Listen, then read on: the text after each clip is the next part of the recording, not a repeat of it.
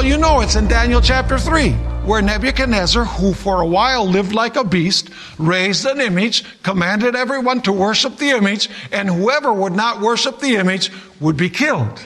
In other words, once again, Revelation chapter 13 has as its background the Daniel's Babylon and not the Babylon of Genesis chapter 11. And then, of course, a third story that we have is the fall of Babylon in Daniel 5, when the Euphrates River was dried up by Cyrus, who came from the east, if you read Isaiah and the prophecies of Jeremiah, and as a result, God's people were delivered from Babylon when Babylon fell because her river dried up. Well, if you go to Revelation chapter 16, you find that the sixth plague describes the drying up of the river Euphrates. Once again, the book of Revelation is drawing upon the Babylon that we find in the book of Daniel. Now, we could spend a whole lecture just to talk about the Babylon of Genesis 11, the Tower of Babel, where the tongues were confused. There's a lot of things that we could study there, but we don't have the time to add another lecture to this series that we're studying. So we're going to dwell primarily upon the Babylon that is mentioned in the book of Daniel, because that's where the book of Revelation draws upon. Now, in order to understand what Babylon is, we have to go to the Old Testament and study the history of Israel. Let me ask you, was Israel God's chosen people? Absolutely. And I'm going to describe now in broad strokes the history of Israel.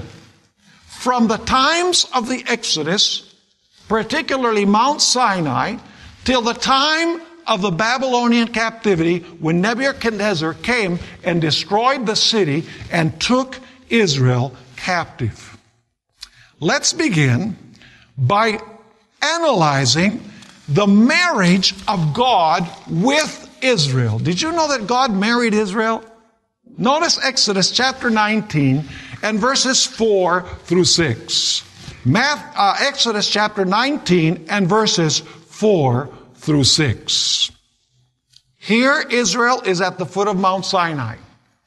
And God wants to make a covenant with Israel. He wants to get married with Israel. So God is proposing. Notice Exodus 19, 4 through 6. You have seen what I did to the Egyptians, and how I bore you on eagle's wings, and brought you to myself.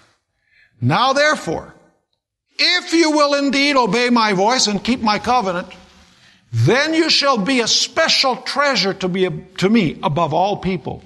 For all the earth is mine, and you shall be to me a kingdom of priests and a holy nation.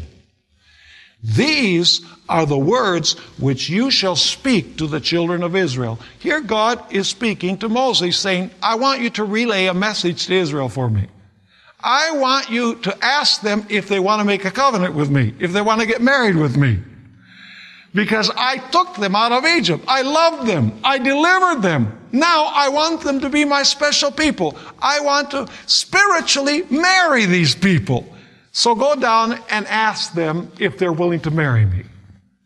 Notice the response of Israel in Exodus chapter 19, verses 7 and 8. Moses comes down, it says, so Moses came and called for the elders of the people and laid before them all these words which the Lord commanded him. Then all the people answered together and said,